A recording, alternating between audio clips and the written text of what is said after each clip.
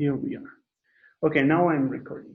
So we need right now to start is to import the exercise from of the exercise. So first of all, you need to go online and go to tinyurl.com and then /virtual-learnathon.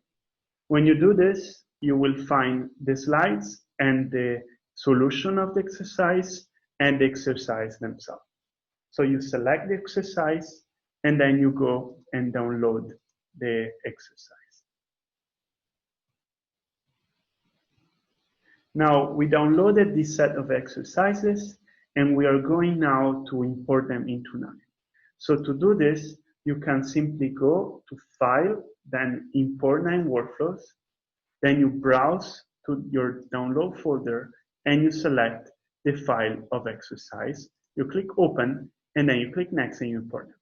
Now in my case, I already imported them, so it gives me this error saying that there is already the same workflow in my folder.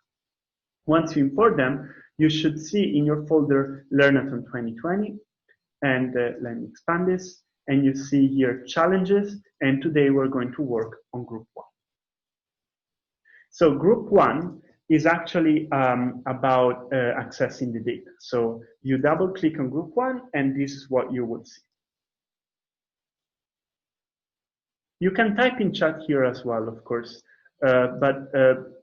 it also, maybe you can chat privately to me since there is a chat that is a bit different. It's connected to the main session. Maybe since we're not that many, you can also speak up on your microphone and tell me whether you want me to slow down, go faster, and so on. So let's now start with the first part of the exercise, data access. You can see those are called metanodes, and when you double click on a metanode, a new tab opens. Let me close all the other tabs. A new tab opens, so let me double click, and you go inside the metanode. And you can see here the instruction to cover in the first part of the exercise. So it says here, how do you create a metanode or a component? Really well. So to create a metanode or a component, you simply need to select a node, right click, and then say create component or create a metanode. This will work with any node. In this case, those are already created to make your exercise easier. So not everything is in the same workflow, but you have sub-workflows to deal with each step of the exercise. And the first step, like I was saying, is data access.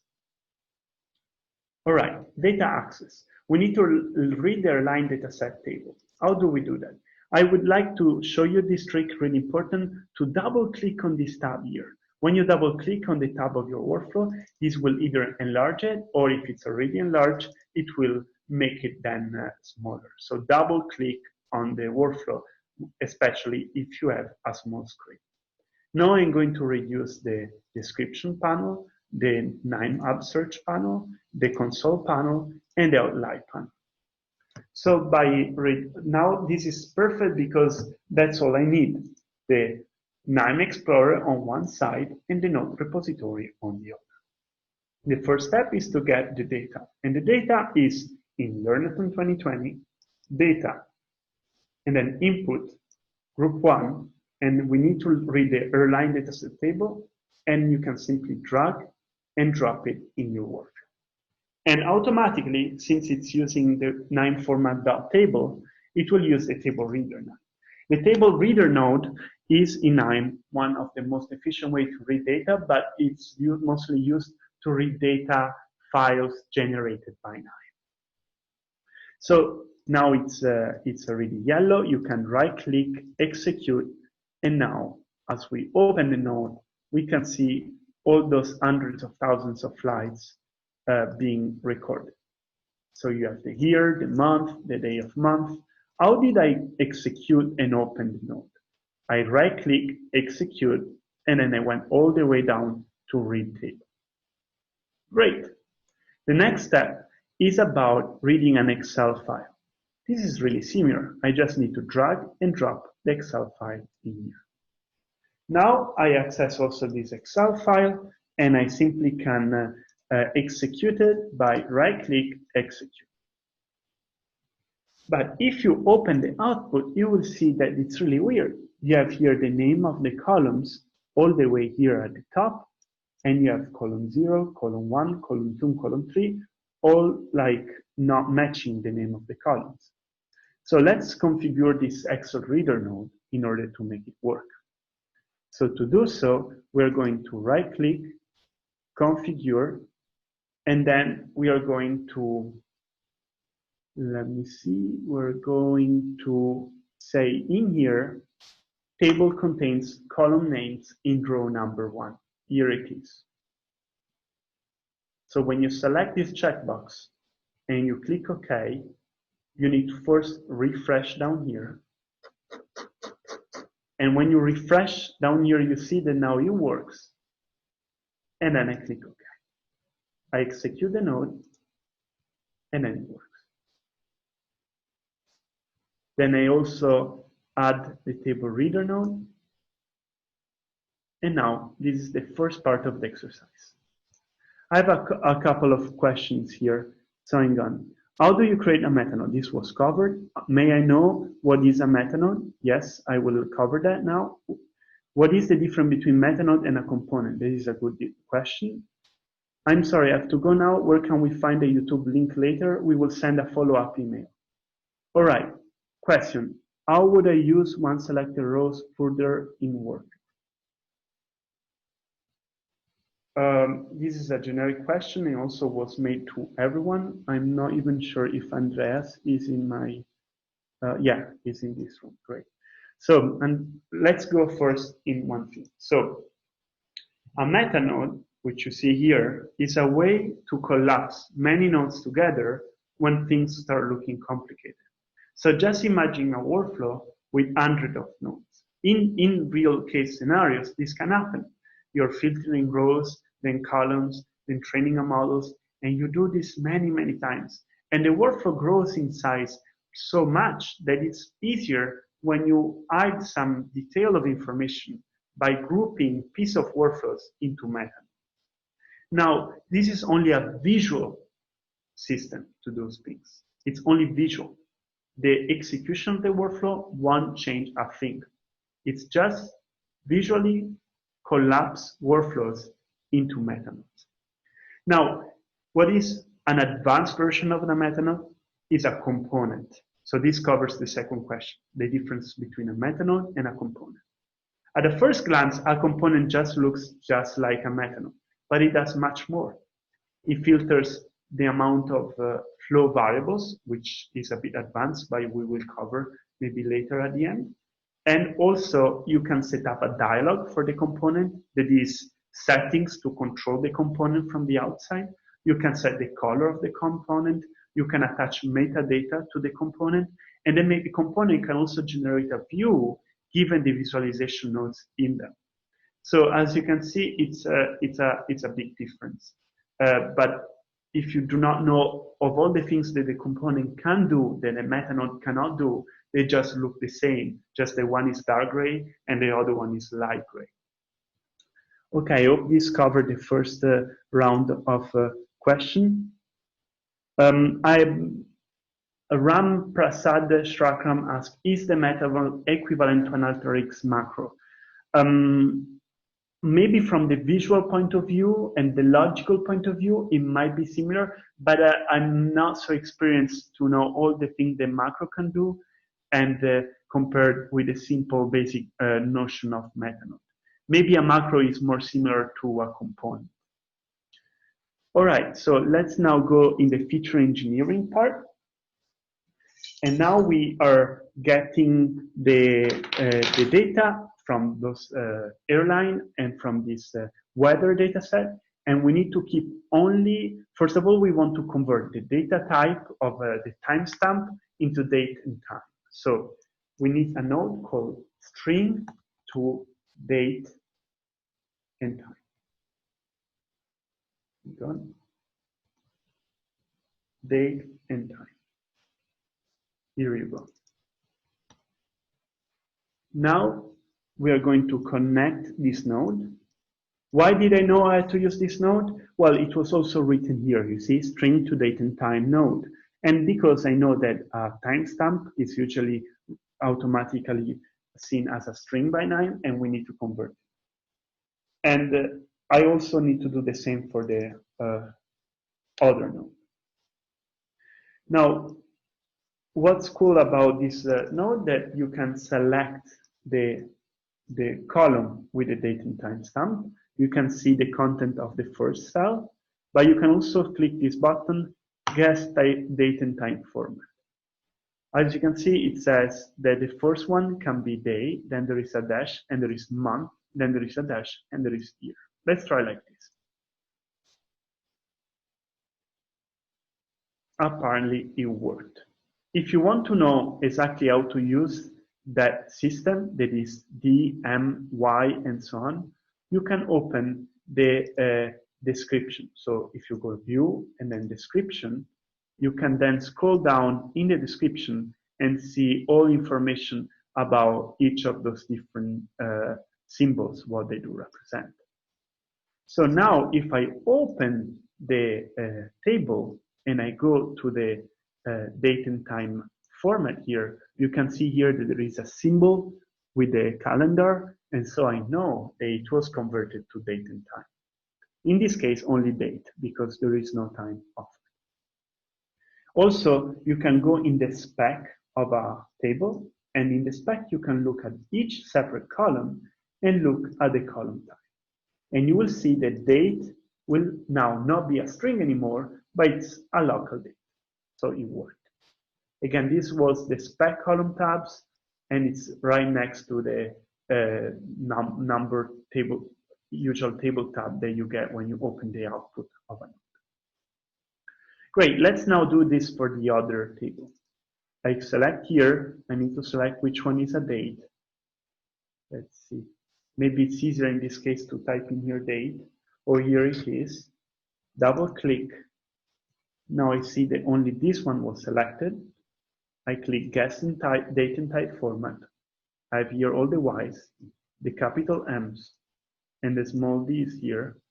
Let's see if it will work, because in fact you see there is no dash in this case. So if I click execute, also this one is converted. Here it is. Great. So now they are using the same way to represent time, and that will come handy. If you want to see how it looked before, then you can see it was only a string and it had no dashes right here. Okay, so next step, keep only records from Chicago O'Hare Airport. So for this, we need a row filter.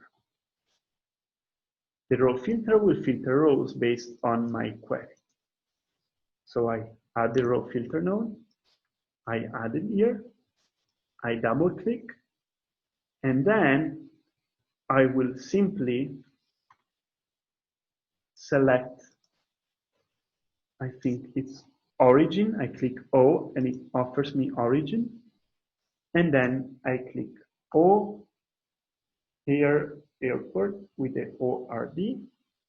And I will include rows by attribute value. That's what I do not want. I don't want to keep only O'Hare Airport. The exercise says, oh yeah, okay, sorry, I got confused. Include rows by attribute value of O'Hare Airport. So I click OK, I execute, and this way we'll have 31,000 rows of the O'Hare Airport. All right, so the row filter node is now selecting only O'Hare Airport. The next step is to remove canceled flights. That is, files have been canceled are not really useful to us as they are total outliers. So let's just remove them with another row filter node. So I select again the row filter node. I double click on it. Then I select canceled. Then I select here one. And then I say exclude all rows where canceled is equal to 1. and I click OK. Great. Now I have another filter in place, and I have another 30,000 rows.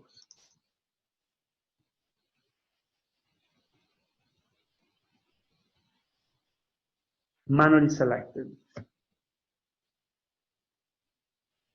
You can use the a visualization and then open the view like a table view. You select a row, then you select apply and close, and then you apply a row filter afterwards.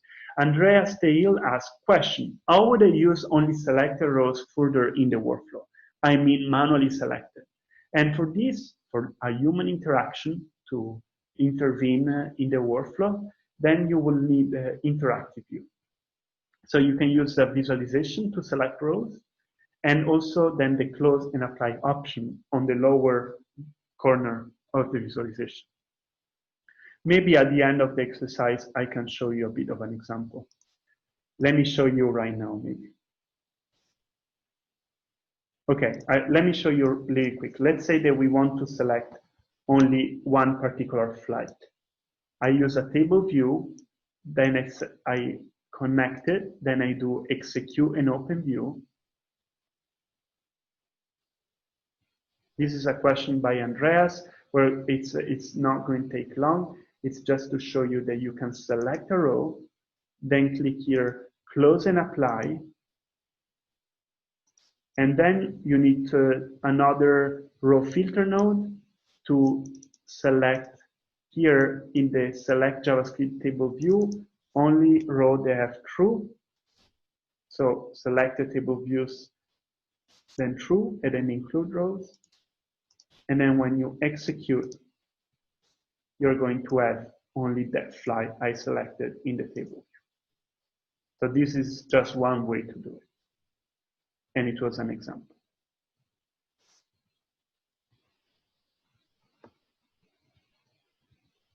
Yes, the recording will be, okay, Claudia Guerrero asked if the recording of the webinar will be available later. That is totally true. We will have all groups recorded and available later, and we will send a follow-up email to you with all the links, all right? Okay, so let's now keep going. Let's create now a new column called departure delay. To do this, we need to use the rule engine node. So we need to select rule engine. There is a node. We connect it here. And we're going to connect the rule engine. Then we need to say, we want to create a new column and we want to set a condition here. So we double click and we are going to select departure time. No, sorry, I need to find it. Here it is, departure delay. So I select here departure delay and I say, if this is, is greater than 15, then I make an arrow here, say delay. Otherwise, I just put a true condition, that is otherwise, make it no delay. So why do I need an otherwise? First of all, it would create a column with delay and missing values whenever it's not greater than 15. And second, it's just much easier than writing, for example, departure delay less or equal than 15. Then the arrow here, it's an arrow. Here in this case is less than equal to. And then again, if departure delay is not between those two, it will add a missing value. So it's just much better to add the true condition. And we need to create this new column, which has to be called departure delay altogether. So departure delay. All right, so this is what we will use to train our models. What group 2 will use to train models. Creating a new column based on another column. Okay, so I click OK, And to check whether it works, we can open the rule engine node, go all the way to the right, see there is a string columns, no delay, delay, no delay, no delay, and also see, okay, this one is no delay, and then if we go to departure delay, we can see that actually this flight departed with 6 minutes in advance. So it's just not just no delay, it's actually even leaving earlier than it was supposed to. So in this case, it's working. But I mean, you can make a check, maybe not just visual, but that's to understand, to show you how it works. Okay. Again, for anyone, feel free to make any question if you need. All right, we added the rule engine node, and now we are done also with this exercise. We connect to the output of the Methanol, and now we can now go outside and go to the next exercise. We go out, we can see that also this one is green. We can also look at the data outside of the Methanol, and now we can go in the feature engineering part 2. Also, in the chat, if you want to just tell me to slow down, feel free to do so all the same. All right. Now we need to join the data from the weather dataset and from the airline dataset. To do this, we need a join operation. The join operation is the concept where you matching rows, whether a field, to create a bigger columns with even more columns than the original one because we join them together. Of course, we don't want to have rows matching, that is, flights matching weather data of days of not that same day when the air flight departed. We want to have all the data of the flight and all the data about the weather of the day the flight departed. So to do this, we are going to have a joiner node. We're going to add it. Then we're going to add the two tables together, like this. Then we are going to have an inner join, and to do this, we right-click and we go to configure. We need to select the joining condition. It's already inner join, so that's good. We add row, and we select what to join flights and weather data. To do this, we select date on the left and date on the right.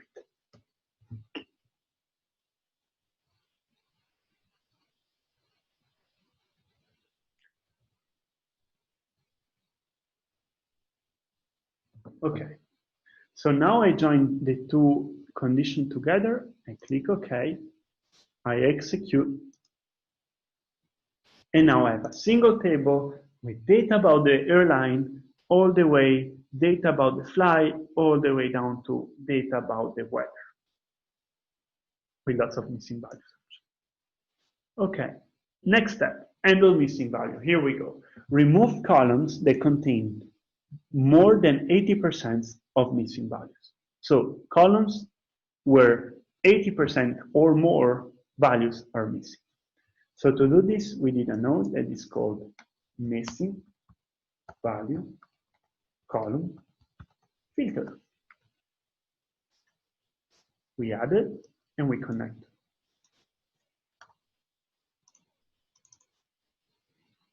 So now we select all the columns and we set here 80%. Because it's not 90, we want 80%. That's what the exercise is asking us. So we select all rows and we select 80. Now when I execute this, how do I know it worked? Well, now we have 50 columns. Before, if I go on the joiner, we had 65. So 15 columns have been removed because they were all with missing values. Great. So in the next step, we are going to have the row filter node or the missing value node to remove when the departure delay is missing, because we don't want to have data for which we don't even know if it was delayed or not. So to do this, we are going to add a row filter this time. It could be either of the two. Let's use a row filter. I add a row filter. I connect the row filter. I double click or right click configure. And then I select departure delay.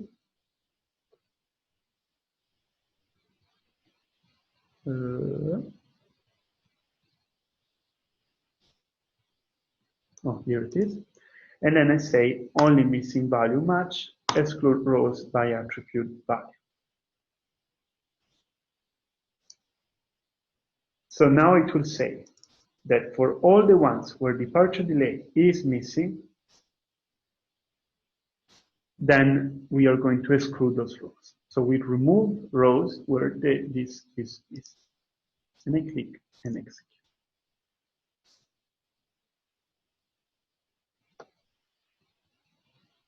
Yeah, my data, I got a question from Claudia Guerrero.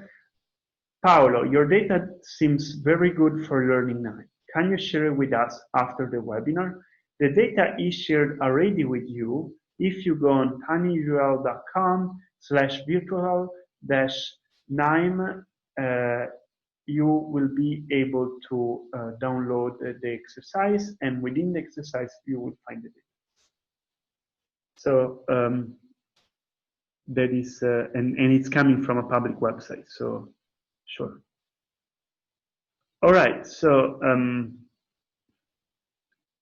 set missing value in string column and fix an. Okay, so we need to add now a missing value now.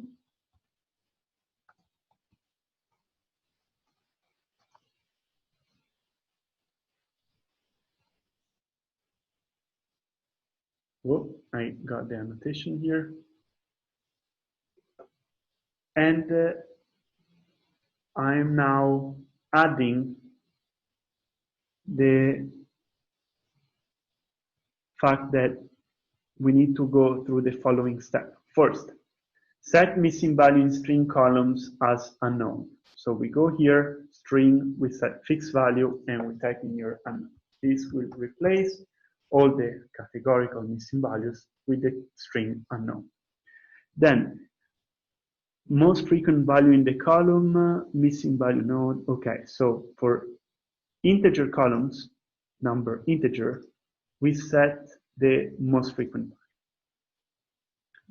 value, which is not the mean, right? Because we use the integers as a discrete set. Then remove rows that have missing value in a column time, date and time. So local date, remove row, and I click OK. So I will leave this on so you guys can see it.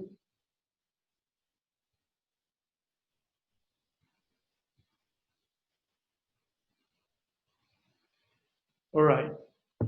So I click OK, and I execute the node. And now we have this warning here.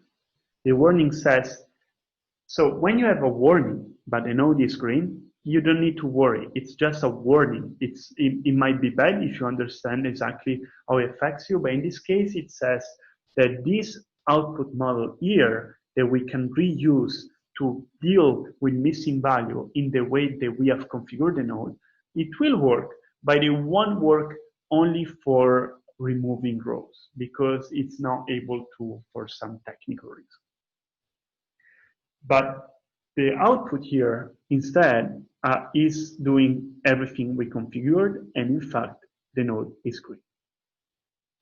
Okay, so the next step is about bin the flight distance to 3 bits. Long distance flights with more or equal than 2,000 miles, short with less than 2,000, and medium between 1,000 and 2,000 using the numeric binner.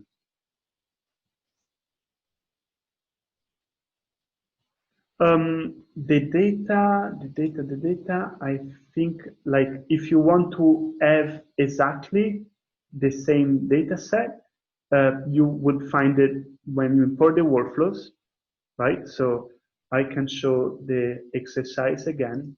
It's tinyurl.com, then /virtual learnathon. So this one that you see up here, it's what you need to do to download the slides and to download the exercise. And inside the exercises, you will find the data sets. Now, if you want to have the raw data, the source that we use, I think it's something like statcomputing.org, and in here we need to look for the line data set. I won't go through this, but it's the statistical computing division of the United States, and they have all these kind of data sets. And that's where we found the data.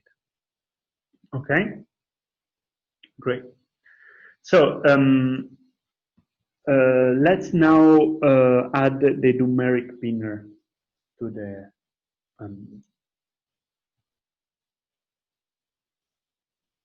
let me paste the link. Tiny, okay, so HTTPS.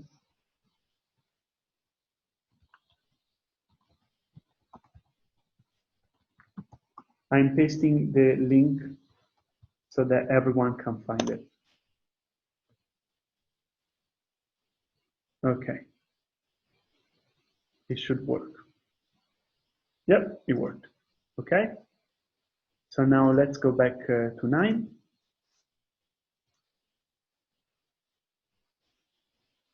All right. So the missing value now we need to add the numeric binner. So let me type in here numeric binner. And I'm going to drag and drop this node here. And I'm going to add the numeric binner, then right click, configure, and now I need to set up those bins based on the distance. So first of all, I need to select distance.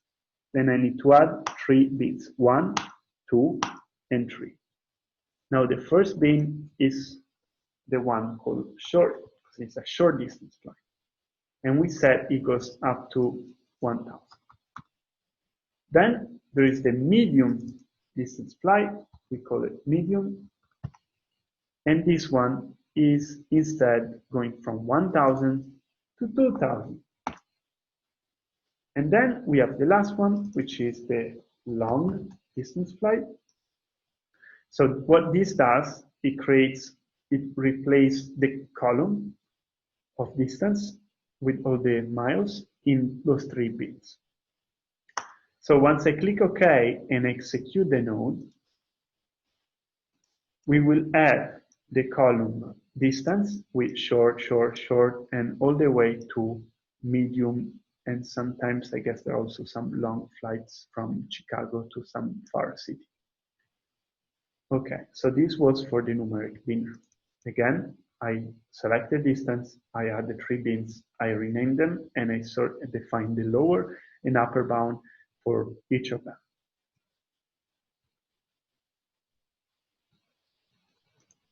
Great, now let's move to the next step, which is called constant value column filter. Remove columns that contain too many constant values. For a machine learning model, or any model really, there is no information if you have a column that is always constant, right? So we want to remove those columns, or they are not interesting to us. So to do this, we're going to have a constant column filter. There it is. Now we drag and drop it.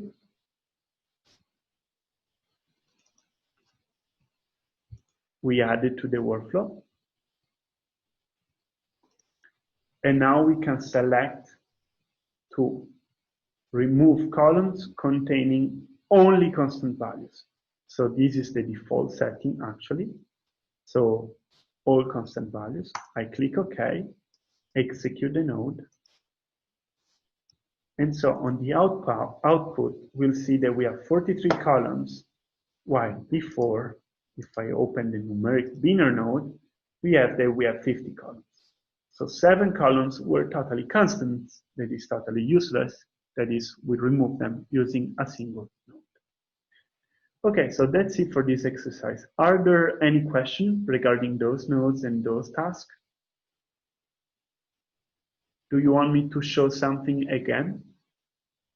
So to recap, we had data from airline, we had data from the weather, we joined them together using a joiner node. Then we had the missing value column filter. Then we added row filter. Then we added the missing value node. So here, I think it's really important to type the annotations here. Join airline flights with weather data. And here, remove columns with many missing values.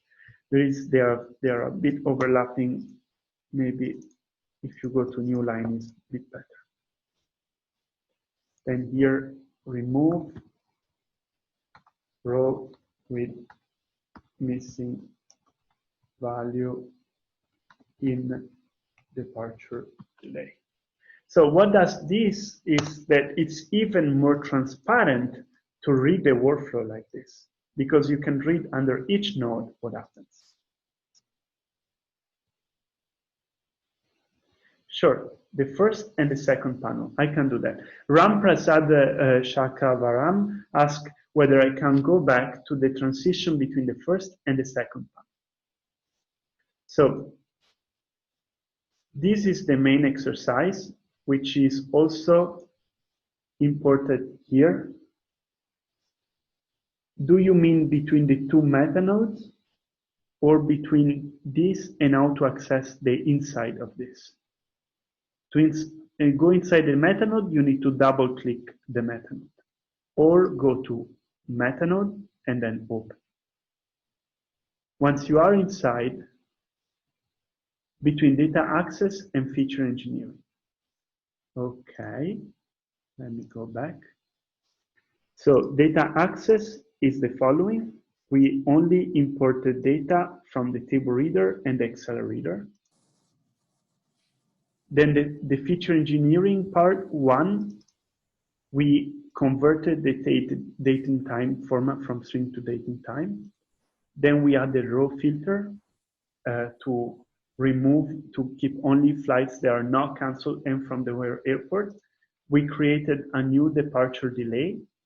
And then we converted also the timestamp from the weather data to date and time. Perfect, thank you. Okay. So you can also find the solution at the link I pasted before in chat. So maybe if you don't feel like drag and dropping nodes right now, you can look directly at the solutions. But I would encourage you to configure node by node with me. So I was showing before how you can add information to each node. And this will make the transformation even more clear. Let's now go to the next step in the exercise, which is the outlier detection. This is optional, but since we have around still something like 15 minutes, I would like to show you this part. So the first step is about outlier detection. Means that we need to find flights that are so out of the distribution that maybe we can just remove them because they happen so rarely that the model doesn't need to know about them. And how do we do this?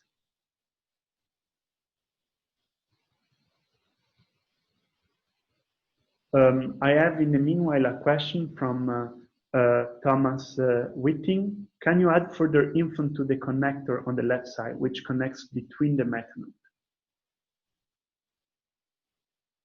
On the left side, which connects between the methanol. Oh, yes. You mean this one? This connector? This is simply... okay, so let's imagine now that we didn't have metanodes, all right?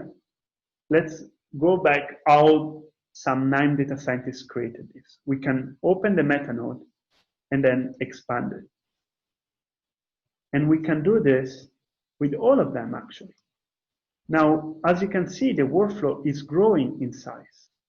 So the data scientist of KNIME took the information he wanted to put in the metanode, he right-click on it, and select Create Metanode.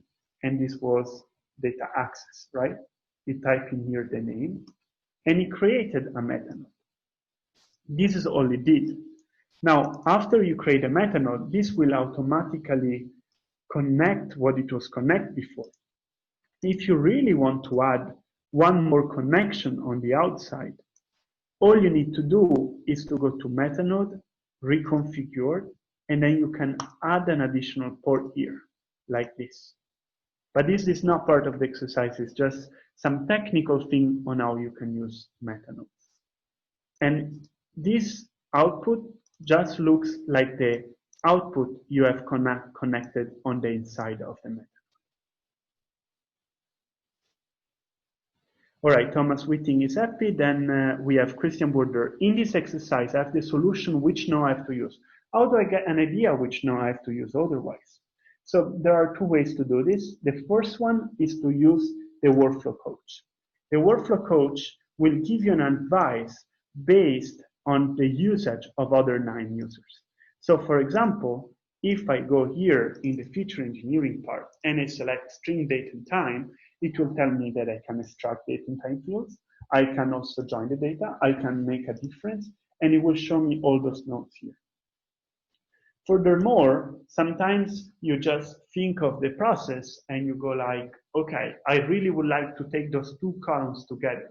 And so you can just type what is a join operation on the internet and then look for an operation here. But sometimes you can also use the app, right? So for example, you something like outlier, and you find example on this website, and you can use it to decide which nodes to use next. For example, any of those. So it's a bit of how does a data scientist know what is supposed to be done next. He needs to have some experience looking at the data and come with an hypothesis, try something, and see if the output improves.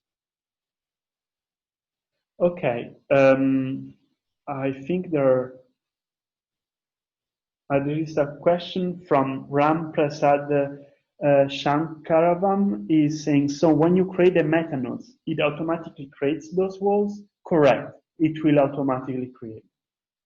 All right, so let's now keep going with the exercise.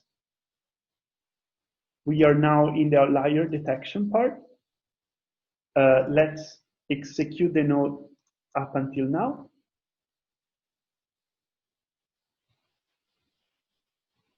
And then we go inside the outlier detection node, and we need to add the math formula node.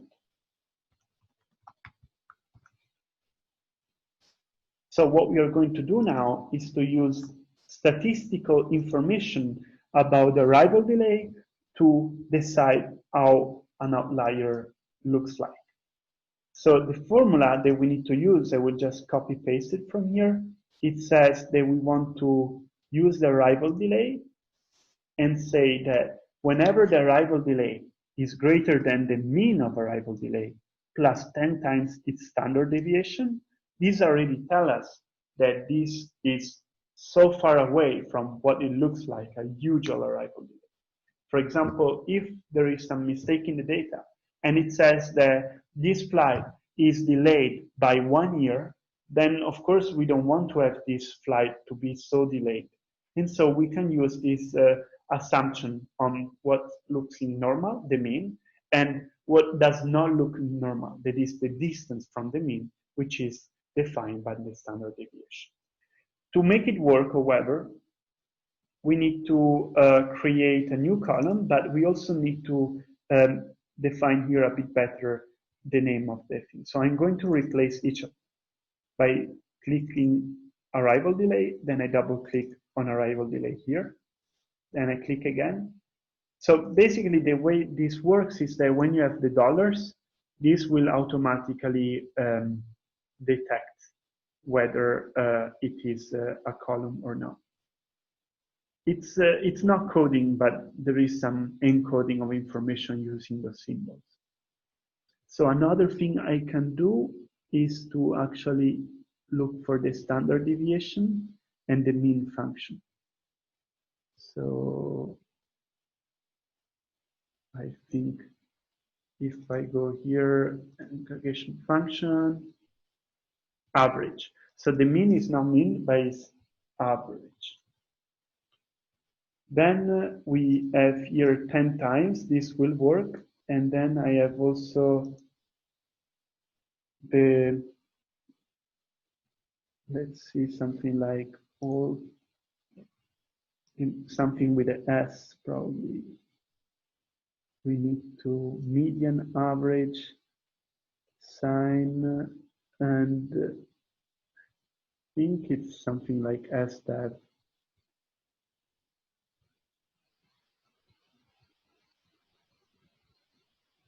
Actually, it's not the average. I'm sorry. I wanted to add that this is the col mean because it's the mean of the entire column. And then we are going to have here the standard deviation. Here it is. And inside here we select the arrival delay.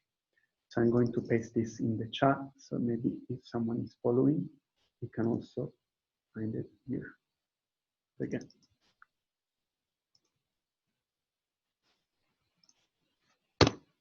Right?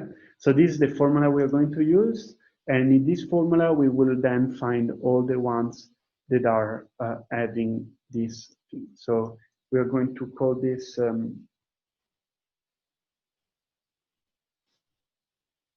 we are going to create first a column with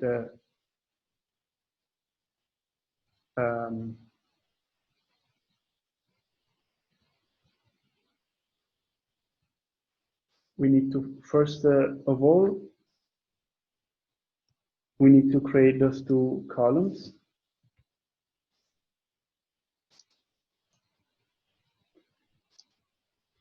And you can see now that for each of them, we have now the standard deviation.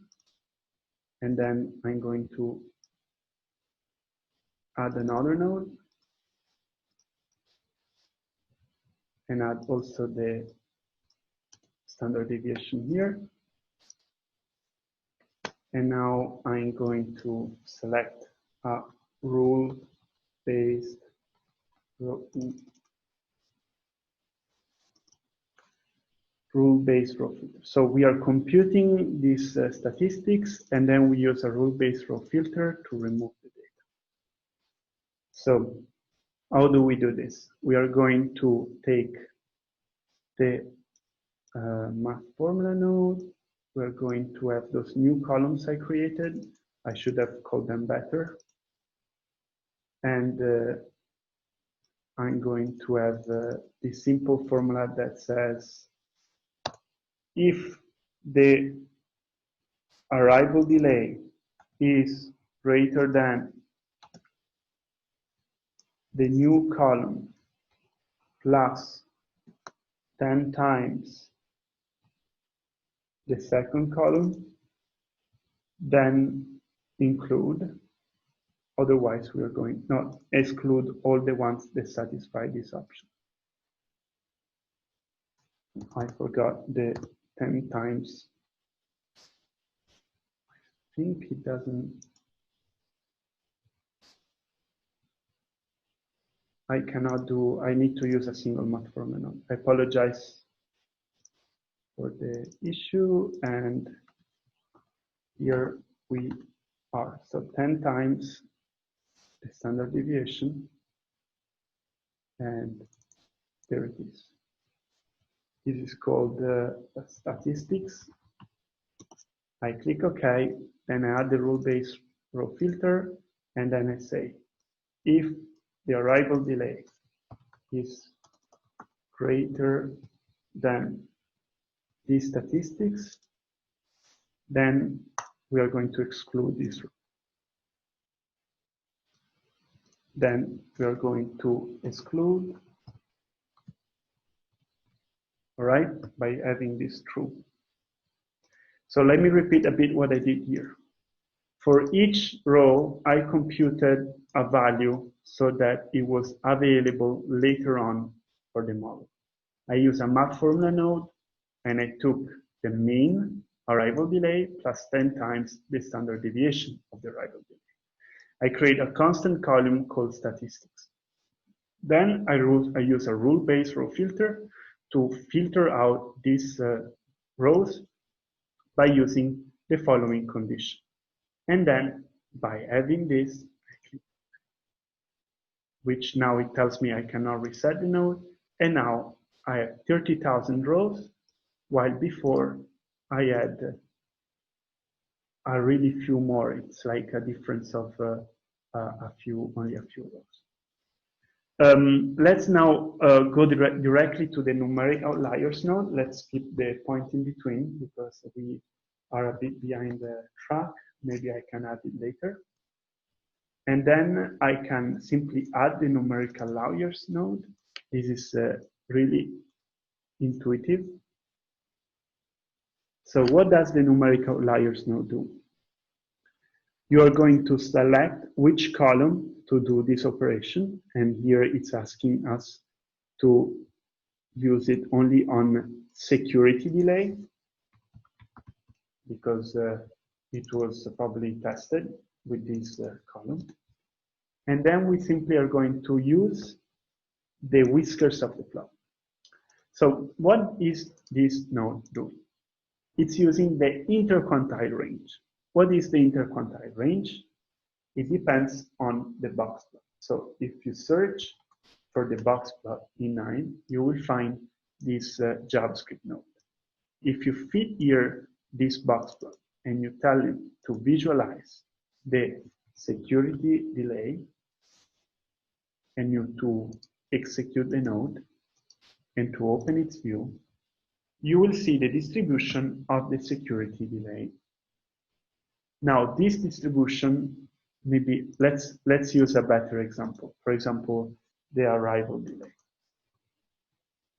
Sorry, I just want to have a better example to explain you how it works. So now I'm visualizing the distribution of the arrival delay.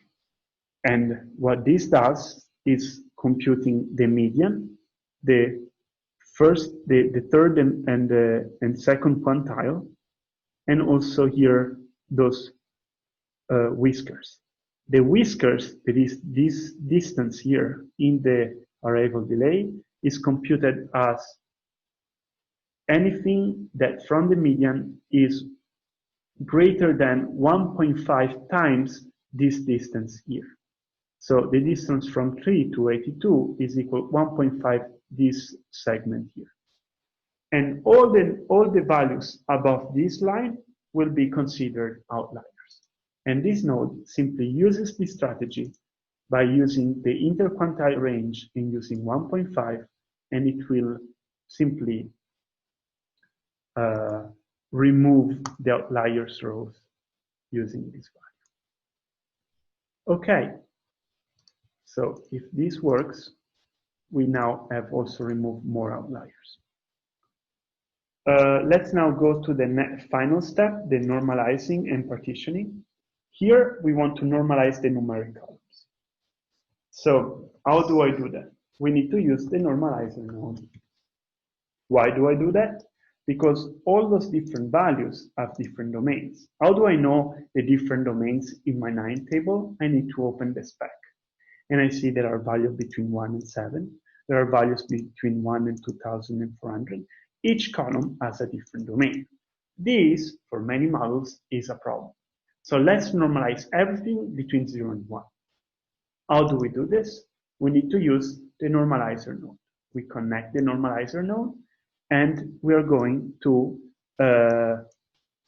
use a min-max normalization between 0 and 1 on all the integer columns. Of course, the statistics should be removed because we don't need it anymore. Maybe we can add here a column filter. But let's leave it for now. So now we have normalized the data. So if I open again the spec, I will see now that everything is between 0 and 1. And this, that is everything that was selected in the dialog. And this will give me the opportunity to have data that is more comprehensible for an algorithm. That is machine learning, AI, and so on. This is especially true for algorithms like logistic regression. Then the next step is to filter only data from 2017 to of the 16th of January 2017 to the 31st of January 2017. To do this, I'm going to use date and time. Here we go. Date and time based filter. Let me see. Let's try filter, and maybe it's easier to find. In the meantime, I got a question. Okay. So Claudia Guerrero is happy to join late. Yeah, you'll find all the videos online, and see you soon. All right, so let's now find the date and time based row filter. It should be here somewhere. Let me see a bit. It's date and time, and then based. Here we are, date and time based row filter. So now I can drag and drop it, select it, double click, define that we start from June 2017, 16, not June, January, sorry. I think it is 2007, not 2017. Let me just.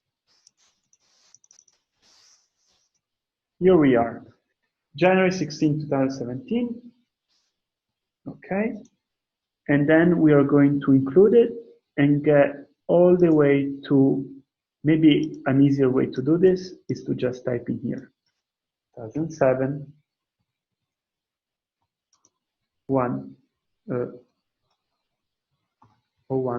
and then 31st.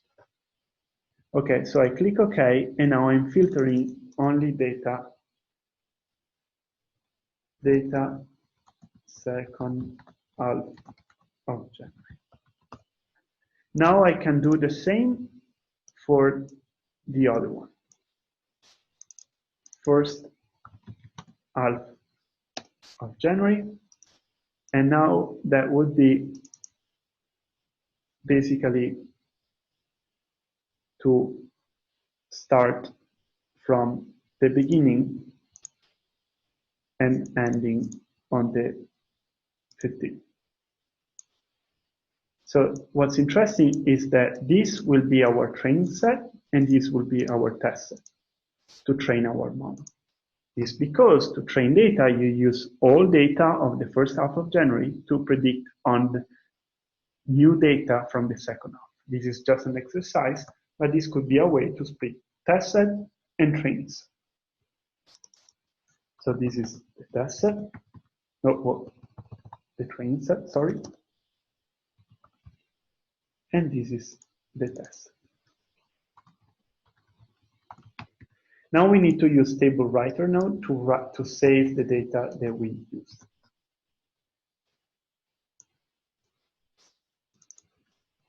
And to do this, we're going to add another table writer node.